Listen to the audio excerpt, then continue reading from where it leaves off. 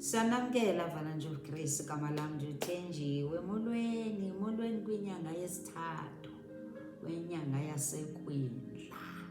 Siyambulela uYesu, singena sinemibulelo ephuma ezinhliziyweni zethu, singena sinemincili, singena sinovuyo, singena we are grateful, we are full of joy and excited ngoba siyamazi nakule nyanga unezinto ezinhle asibekele zona.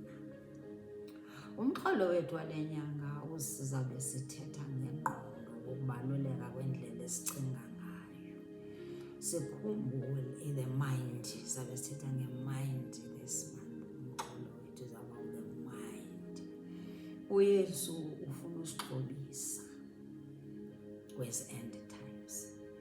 Asiye kuGenesis wesithathu ngoba umtyholi kaloku xa udibana nenhlupheko, udibana neembandezelo, udibana nezigulo, into yokuqala kufuneka uyazi into ukuthi uzohlasela ingqondo yakho.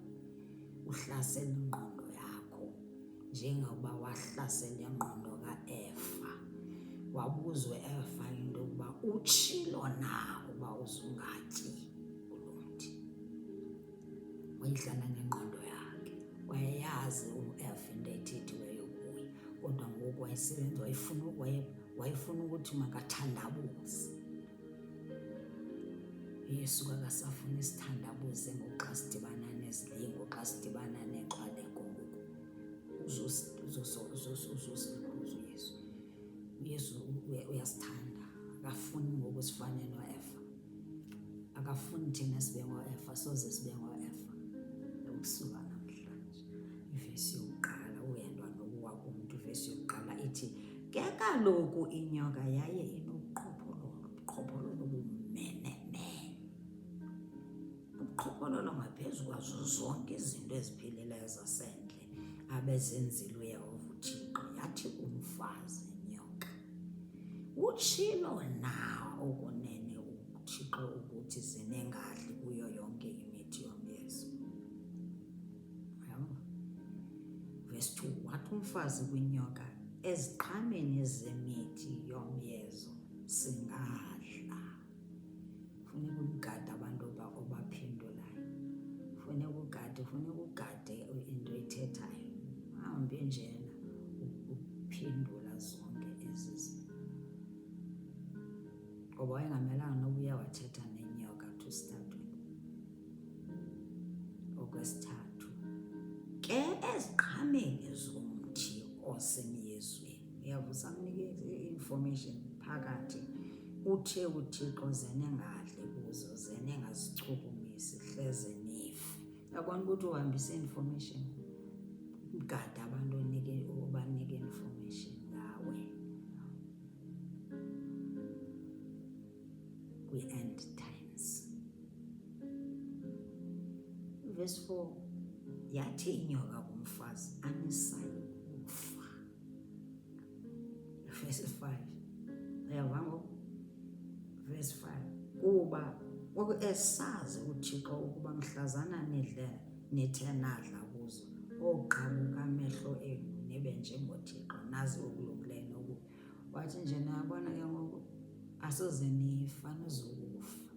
Wamamela, igade izinto ozimamelayo. Sumamela izinto ezinegative, nawe igade into ohamba uyithetha ngesiqo sakho. Igade abantu ohamba nabo. Wathi yeyi anizukufa, soze nife. Akafuni nje qha ukuba nina nibe nengqondo efana neyakhe, nazi yonke into, nazi embi nentle, nazi okulungileyo nokubi. Akafuni amehlweni avuleka afana nawakhe. Yayiva loo nxubo, ukukhohlakala okunjalo, ukhohlakalo, wickedness. Verse 13, wathi uYehova uThixo kumfazi, yintoni nale oyenzileyo? Yintoni lenzileyo? Ndikudalile, uhambise information yakho. Izinto ezisensitive ongamelanga ukuthi uzithethe, uhamba uzithetha ngomtshato wakho, uhamba uzithetha ngempilo yakho nabantwana bakho. Hamba uthetha yonke into ungathi ubotshwe umnwe. Wayintoni oyenzileyo? Wathi umfazi inyoka indlukuhlile ndadla ke. Uyamva ke ngoku uEfa wenzani? uEfa ke ngoku wenzani? Ubaleka i-responsibility. uEfa ke ngoku sezenza victim mentality. Yokuthi ngoku sibaleka uba responsible. Ubaleka your responsibility. Ubaleka ukutsho ukuthi ndim owenze oye wamamela unyoka. Nathi ke masibaleke loo nto, singazenzi victims. Yijonge into lena, uzixelele ukuthi iza kwenzeka, ngoba andizuba ndedwa kulena, ndizawuba noYesu. Yesu uzondinceda. Ungazenzi i-victim, ubaleke ukuba responsible for ama-mistakes wethu. Xa sinama-mistakes, sinama-mistakes. Singathi uma sizijongile sizibona ukuthi hayi izandihlula lena, angeke kulumke. Ndisisahluleka, ayizukwenzeka. uSathana atsho into yokuthi athi uSathana ayizukwenzeka, imeko yakho ayizujika. Andithi ubamba lapho nawe ukholelwe ukuthi nje naye ayizujika, unyanisile nyani. Kanti wenza njani? Udlala ngengqondo yakho. Mamela into ethethwa nguYesu, mamela into ethethwa lilizwi, balekela kuYesu. Nethi ujongane nezilingo nje. Xa zisithi ayizujika, that is not true. It's a lie from hell. Suyikholelwa loo nto. Balekela kuYesu, balekele eBhayibhileni. Ithini into yokuqala? Into yokuqala ivesi iColossians, Romans 12, masiqale ngoRomans 12. Nethi uba ubalekele kuYesu. uRomans 12 ivesi 2 ithini ke ngoku ke uRomans verse 2? Uthi renew your mind. Xa somfumene uYesu Kristu, into balekele kuye ngoku. Uhlangene neengxaki ngengxaki, uhlangene neembilazithutha, uhlangene nezigulo, udibana nezinto ezininzi nje ezihlupha umoya wakho. Thathe zinjalo, ubaleke uye kuYesu. Xa ufika kuYesu, umamkela uYesu Kristu, uyothi ke ngoku uRomans 12 uthi Apostle Paul to us kuRomans 12 verse 2 uthi nje, hlaziya ingqondo zenu, hlaziya nengqondo zenu, renew your minds. Ningacingi njengelizwe, ningacingi njengento zomhlaba. Khuphe into zomhlaba, phume esonweni, ngencinga izinto zezulu. Set your minds on things above. Colossians 3 verse 2 utsho uthi nje inhliziyo ithi nje nawe masinyamekele izinto zaphezulu. Colossians, abaseKolose besithathu nithi nje kokuqala utheni? Uthi renew your mind. Hlaziya ingqondo yakho, hlaziya le ndlela ocinga ngayo ngoku. Ungahleli kweza zinto zokhohliso, ungahlali kuthandabuzo, ungahlali kwidawuthi, ungahlali ngoku usithi andizazi noba mandithini na.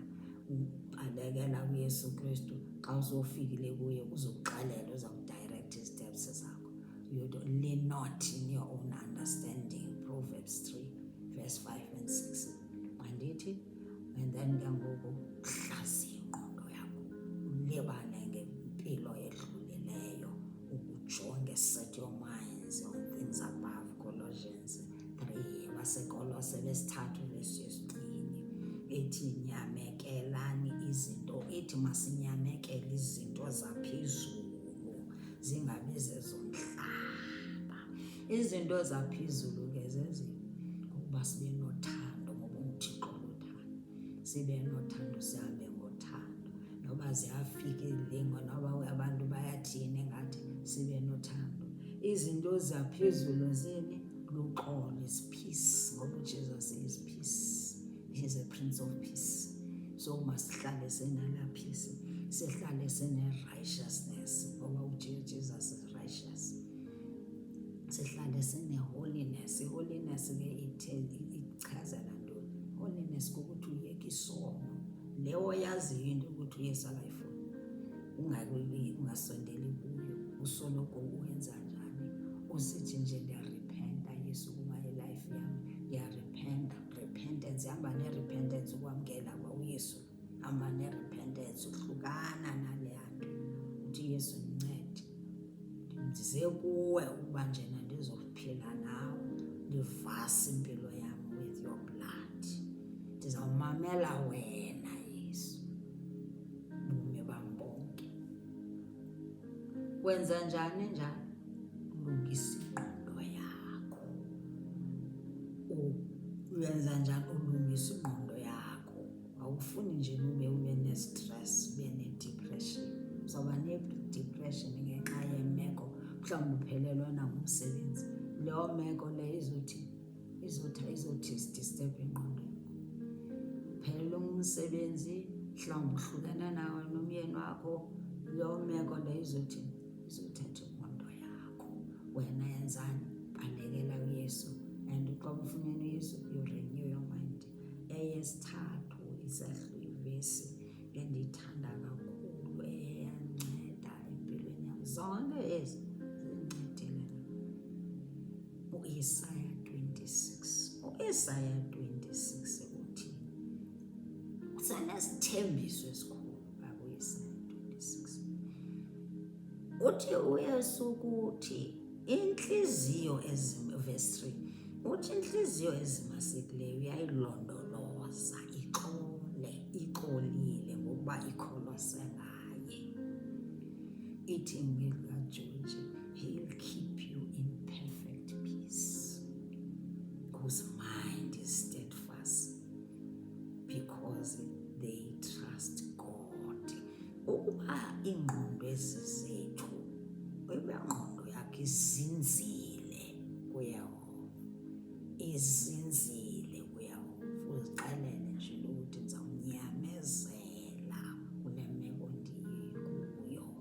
Noba bathi nantsi i-shortcut akho shortcut, uzawuhlala phaya, ingqondo yakho mayizinze kuYehova.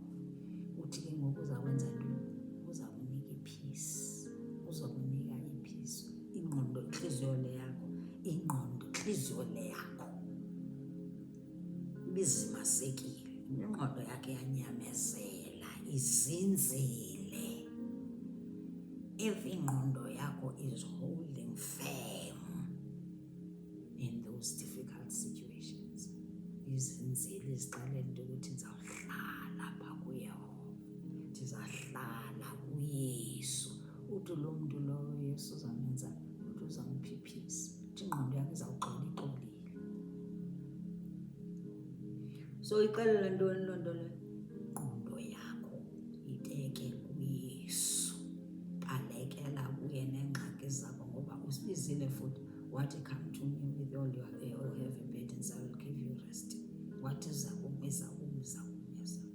Ngoku uyayigcwalisa ke ngoku Isaiah 26 verse 3 uthi, if ingqondo yakho izinzile kuYesu, uzakunika inhliziyo exolileyo, give you perfect peace. Hayi nje i-peace, perfect one. Akho mntu ozakuqunqumisa, ndithi into yoba akho mntu ozawulinga athi hayi, ayikho le, akakho uThixo.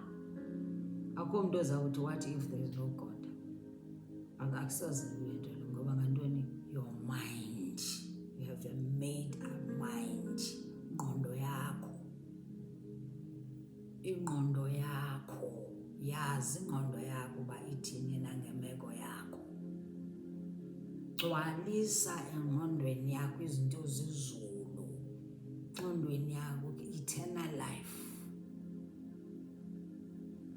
Ingqondo yakho yeke ujonge into zomhlaba, yeke ujonge nje izinto ezidlulayo, ungeke ujonge into ezidlulayo, ngoba kuthiwe into ezidlulayo zenza njani? Zi-temporary. That's one of my favorite scriptures. Sizoqhubeka uYesu ufuna usixhobisa, uyasithanda umaxhoba ayakhawuleza. Uyabona into ukuthi njena zininzi izinto ezisisilingo ezizodlala ngengqondo Jesus loves you too much. Lenze ivesi